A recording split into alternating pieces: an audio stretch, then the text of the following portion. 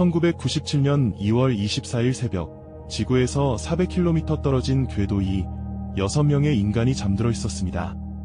그 순간 좁은 복도 끝에서 불길이 솟아올랐습니다. 고체 연료 산소 발생기가 갑자기 폭발하듯 불꽃을 내뿜기 시작한 것입니다. 탈출로는 화염에 막혔고 유독한 연기가 통로를 가득 채웠습니다. 미국인 우주비행사 제리 리넨저는 이 순간을 인생에서 가장 긴 14분이었다고 회고했습니다. 우주에서는 소화기 하나가 전부였습니다. 소화기 3개를 비우고 나서야 불은 스스로 꺼졌습니다. 이것은 끝이 아니라 시작이었습니다. 인류가 우주에서 살고 잃고 다시 일어서는 이야기의 첫 장면이었습니다. 미르 우주정거장은 1986년 소련이 발사한 이래 인류 최초의 장기 거주 우주 공간이었습니다. 그러나 1997년 그 미르가 연달아 위기를 맞습니다. 화재가 수습되고 넉 달이 지난 6월 25일 무인 화물선 프로그레스 M34가 도킹 실험 중 미르와 충돌했습니다. 태양 전지판을 충격한 화물선은 튕겨나가 스펙트르 모듈의 선체에 구멍을 뚫었습니다. 정거장 내부의 공기가 우주로 새어나가기 시작했고 승무원들은 수분 안의 해치를 닫아 나머지 구역을 지켰습니다. 스펙트르 모듈은 그렇게 영원히 봉쇄되었습니다. 그 안에는 리넨저의 개인 물품과 실험 장비들이 그대로 남겨졌습니다. 궤도 위에서 일어난 역사상 최악의 충돌 사고였습니다. 그러나 그 같은 해 지구에서는 완전히 다른 이야기가 펼쳐지고 있었습니다. 1997년 7월 4일 미국 독립기념일, 화성의 아레스 발리스 평원에 뭔가 떨어졌습니다. 에어백에 감싸인 채 화성 표면을 몇 차례 튕기고 굴러 멈춰선 이 탐사선 패스파인더였습니다. 곧이어 착륙선의 꽃잎처럼 펼쳐진 패널 위로 작은 로봇이 천천히 경사로를 타고 내려왔습니다. 무게 10.6kg, 소형 전자레인지만 한 크기의 이 로버가 바로 소저너였습니다. 인류 역사상 처음으로 화성의 땅을 자율적으로 달린 바퀴 달린 기계였습니다. 화성의 풍경이 컬러 사진으로 실시간 전송되던 그날 전 세계가 인터넷 앞에 모여들었습니다. 단 하루에 4,700만 건이 넘는 접속이 몰렸고 나사 서버는 역사상 처음으로 완전히 마비되었습니다. 1997년 인터넷이 대중화되기 시작하던 바로 그 시절의 일입니다. 소저너는 설계 수명 7일을 훌쩍 넘겨 약 83일간 화성에서 살아남았습니다. 화성의 암석과 토양을 분석하고 수천 장의 사진을 지구로 전송했습니다. 크기는 작았지만 이 작은 로봇이 남긴 바퀴 자국은 이후 모든 화성 탐사의 방향을 결정지은 발자국이 되었습니다.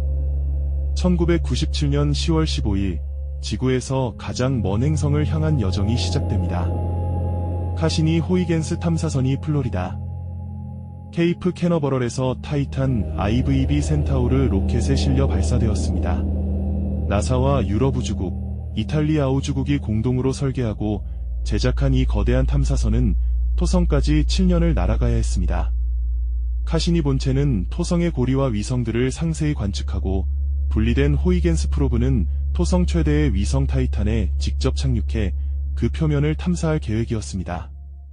인류가 외행성계에 보낸 가장 정교하고 야심찬 탐사선이었습니다.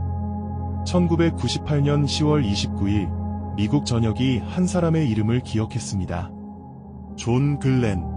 1962년 미국인 최초로 지구 궤도를 비행한 전설적인 우주비행사가 36년이 지난 77세의 나이로 다시 우주로 올라간 것입니다.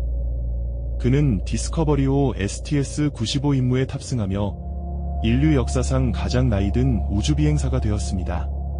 임무의 공시 목적은 고령자의 신체가 우주 환경에서 어떻게 반응하는지 연구하는 것이었습니다. 하지만 그것을 넘어서는 상징이었습니다. 첫 비행과 마지막 비행 사이 36년이라는 세월 동안 우주 탐사는 완전히 다른 시대로 진입해 있었고 글렌은 두 시대를 자신의 몸으로 이어주는 살아있는 다리가 되었습니다. 9일간의 임무를 마치고 돌아온 그를 미국은 영웅의 귀환으로 맞이했습니다. 1998년 11월 20일 인류 역사상 가장 거대한 공학 프로젝트의 첫 조각이 하늘로 올라갑니다. 러시아 프로톤 K 로켓이 카자흐스탄 바이코누르에서 발사되었고 그 위에는 자르야 모듈이 실려 있었습니다. 러시아어로 새벽이라는 뜻의 이 모듈은 국제우주정거장의 첫 번째 구성 요소였습니다. 무게 약 19,300kg, 인류가 함께 짓기로 한 우주의 집, 그 첫 번째 벽돌이었습니다. 2주 뒤인 12월 4일, 인데버호가 STS-88 임무로 미국이 만든 유니티 모듈을 싣고 올라갔고 12월 6일 우주비행사들이 로봇팔을 이용해 자르야와 유니티를 결합시켰습니다. 러시아가 만든 첫 조각과 미국이 만든 첫 조각이 궤도 위에서 하나로 이어진 순간이었습니다. 냉전의 적수들이 약속한 공동의 집이 마침내 형태를 갖추기 시작했습니다. 2000년 10월 31일 소유즈 TM-31이 바이코누르에서 발사됩니다. 이틀 뒤인 11월 2일 3명의 승무원이 국제우주정거장의 해치를 열고 안으로 들어갔습니다. 미국의 빌 세퍼드, 러시아의 유리 기드젠코, 그리고 세르게이 크리칼료프, 익스페디션 1이라 명명된 이 첫 번째 상주팀이 불을 밝힌 그 순간부터 인류는 단 하루도 우주를 비운 적이 없습니다. 2026년 현재까지도 마찬가지입니다. 크리칼료프라는 이름이 낯익으신 분들도 있을 것입니다.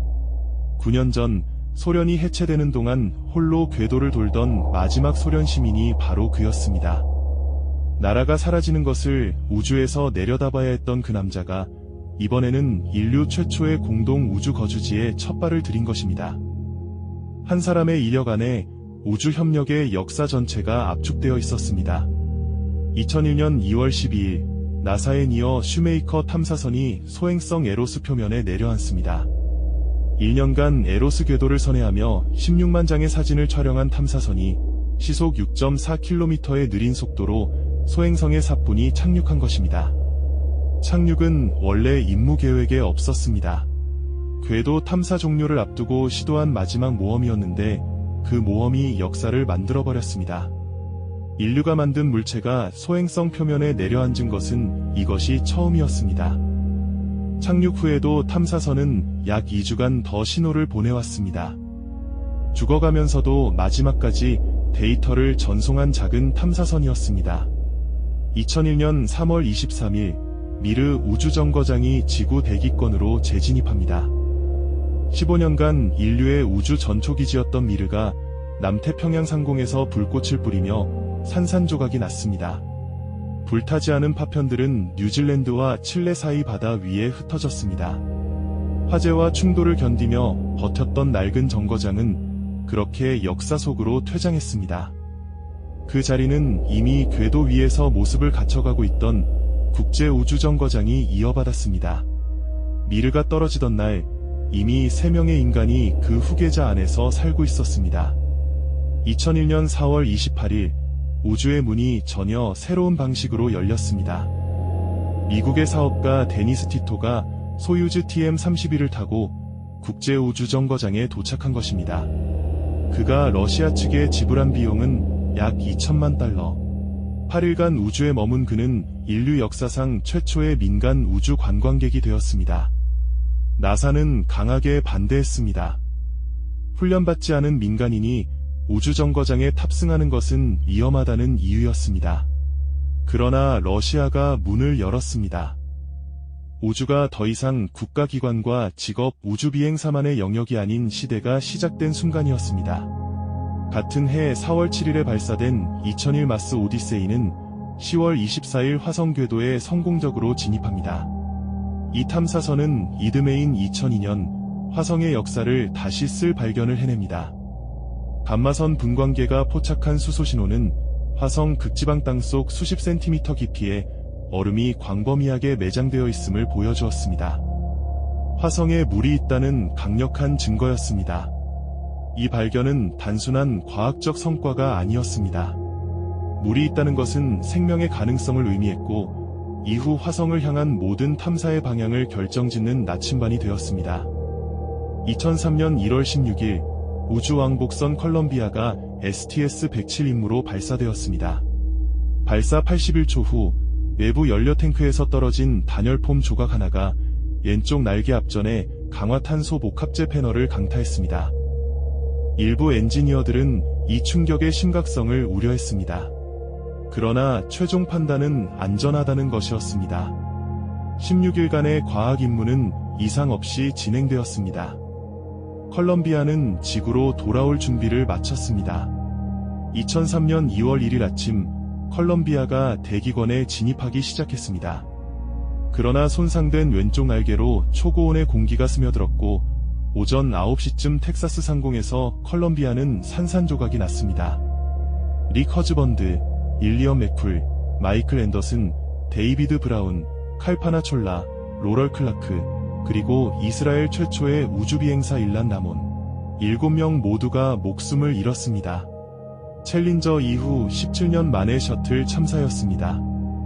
폼 조각 하나가 우주왕 복선 전체를 삼킨 것입니다. 우주는 결코 일상이 되어서는 안 된다는 것을 우주는 다시 한번 인류에게 각인시켰습니다. 그러나 같은 해 화성을 향한 발걸음은 멈추지 않았습니다. 2003년 6월 10일 스피릿이, 7월 7일 오퍼튜니티가 차례로 발사됩니다. 소저너보다 훨씬 크고 정교해진 이 쌍둥이 로버들은 각각 90일의 설계 수명을 갖고 있었습니다. 그러나 스피릿은 6년을, 오퍼튜니티는 믿기 어려운 15년을 화성에서 버텨냅니다.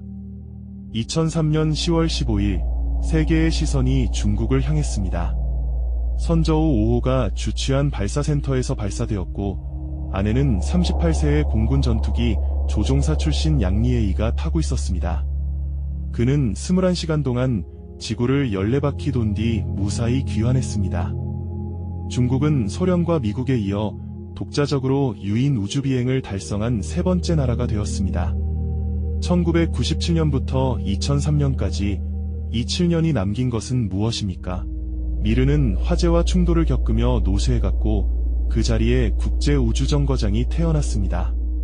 인류는 처음으로 지구 밖에 영구적인 거처를 마련했고, 소행성에 처음으로 내려앉았으며 화성의 땅 속에서 물의 흔적을 찾았습니다. 그러나 컬럼비아의 7 이름은 우주가 인류에게 허락한 것이 결코 공짜가 아님을 영원히 기억하게 합니다. 그리고 그 잿더미 위에서 2개의 로버가 화성을 향해 날아가고 있었습니다. 스피릿과 오퍼튜니티. 설계 수명 90일짜리 로봇 2대가 이후 수년간 인류를 대신해 붉은 행성을 걸어 다니게 됩니다. 그 이야기, 그리고 우주가 다시 한번 인류를 시험하는 순간들은 다음 편에서 이어집니다.